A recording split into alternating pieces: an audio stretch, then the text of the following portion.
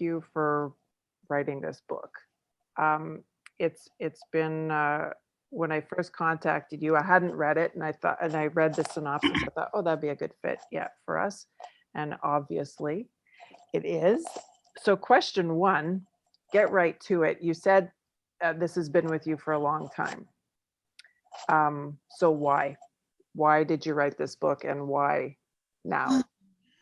Why did I write this book? Well, I mean, short, simple answer is I met her in the 80s. I was very involved in the peace movement, and I was an activist, and I was sort of a Canadian version of what was happening in Germany. And what was happening in Germany at that time affected me deeply, just as I came of age in my early 20s.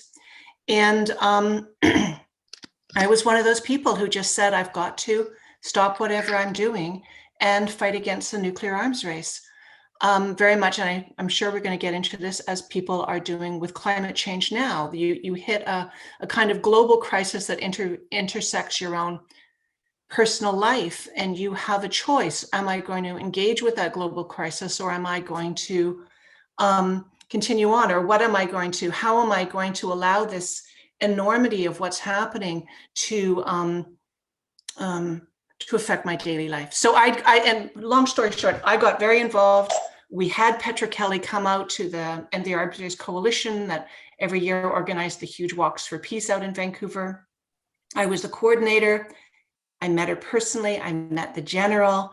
I was swept up by her vision, which was so much larger than the vision we had in our, peace movement out here in Vancouver. I mean, just the interconnections that she made between peace and ecology and human rights and Tibet and sexual freedom. And, she was a vast thinker, and she just wove it all together. And so, yeah, I was very moved by that. And then years later, I became a novelist. It wasn't for another, 10 years. And then it was another period of time before I finally got re-inspired by her story. I went to Checkpoint Charlie and I saw her picture there, and it was the exact same picture that she'd sent to us in Vancouver, of her leaning up against a tree, looking different from everybody else who'd sent pictures. She looked sexier and more fun, and just more of a renegade. And it just went into me like a seed. The writers who will all recognize this, that moment. Yes, exactly, when a seed drops into you. And so that was the moment that had happened for me. And I just thought, I just walked away out of that museum changed, with that sort of electric feeling. The hairs on my arms were all lit up, and I thought, yeah, I'm going to write about this. I'm going to. And I saw it. I mean, I think I saw the novel in nascent shape. Even then, I think I saw what it was going to become. You had somebody on, somebody was on your show who was talking about that, how the novels are, in a sense, already out in the ether when you're dreaming them. And I felt that anyway. I felt like I could see a lot of what was going to happen, but then it took me years to write it. Yeah, as it does often. Yeah. But, and I heard you speak on another show about your process, about the structure of it too, which is another question. But my second question is, Manfred, the point of view, always a great, sometimes it's a struggle, sometimes it's very clear why we choose a point of view to tell the story. Why him instead of Petra herself? I did have some very early drafts where she told more of the story. I mean, she does tell a little bit of the story.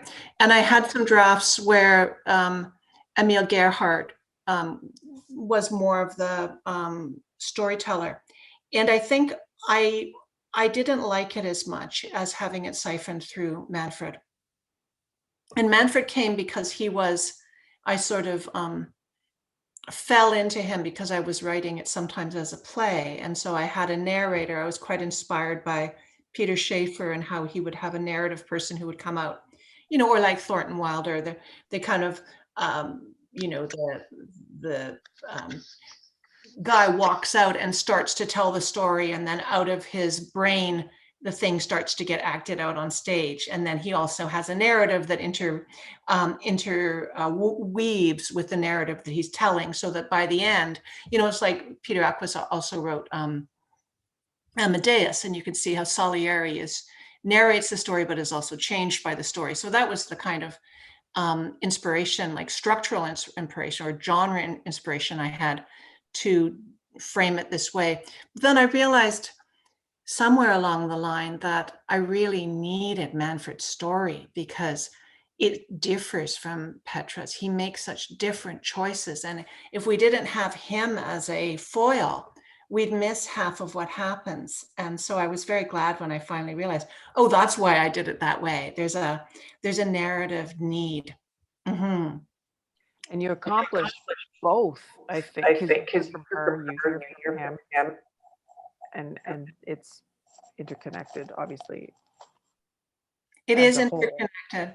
Yeah, I mean, at a certain point, I remember looking at it, I had the different characters on different file cards that were different colors, and I had it posted up on my wall. And there weren't enough Petras. Petra was pink, and I think, you know, Manfred was white, and the general was green. And I remember looking at it and thinking, I've got to weave more of her in, or we're losing her voice. So there are a few places where she just comes through in her own voice and expresses her frustration or her own portion of the story. I kind of, for that, I really do follow the Edith Wharton maxim that you tell, you know, this idea of when do you switch from point of view to point of view in a narrative. And what she says is